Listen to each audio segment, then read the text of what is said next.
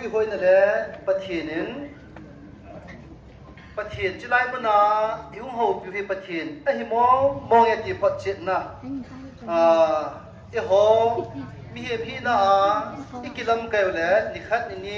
pungkal khat ni jong ki taw zo lo te chu tu ni chan ke hi taw phong na i nei theu hi ni khu zanga le som la ko ta pathian thang wa ma na cao mong thai ding atame sei pi loi bu hing loi gen hin na le khawa min ji du ding atame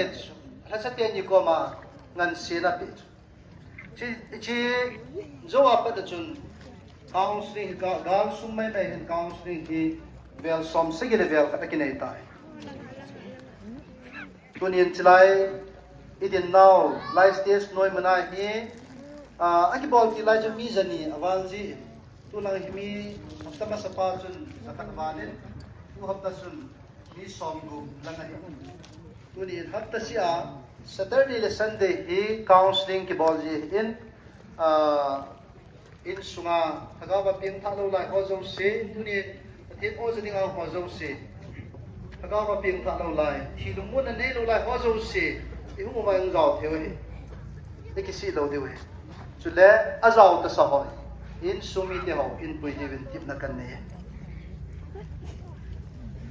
pathian ku kinam mi te hi ingai lu dan dan he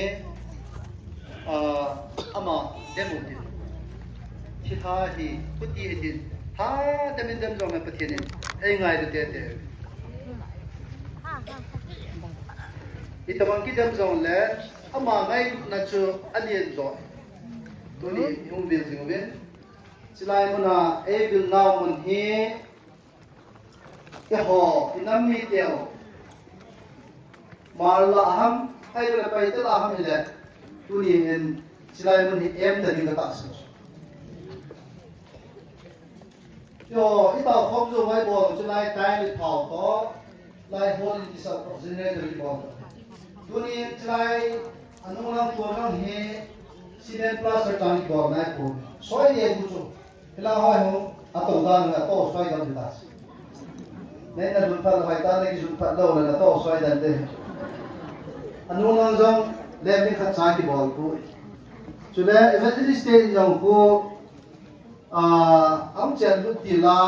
ai ti sa jong na lai inam mi te ho ke ho tha do lang yo lang la lo le so na a khia ta me te yo he aki to sot te ki no ato aki to sot te je tuni ito namun hoyang he awan headline ito tunya patien ngau chen tu pun ta san le zuya pom ho o he ho hin I het i wa lom ta chu he inamo in su I ho bong mo jong yo win no ho tu pi ta den bi so tunya he chlai mun he le ku ki nam pom pi ho ma ko denomination yum lawa bon chen ke wa patien o ja nam mo he I achu I het kha do ham I het lo ji wa I ti we ti dio da na chu kan phon to a hian kan phol se khel no le kinai de mo ti patien wa chaila sanom tam tam na lain amoin ko be kit na lai dio rio phalang patien wa chalai bon che ke sa khom dio tu in nei lang ho pha mi dai ta gon ham thang neo yin le bia ama hin tin ama nang sa chai chai le gon le ma ama ni ban ban mi thon da ham te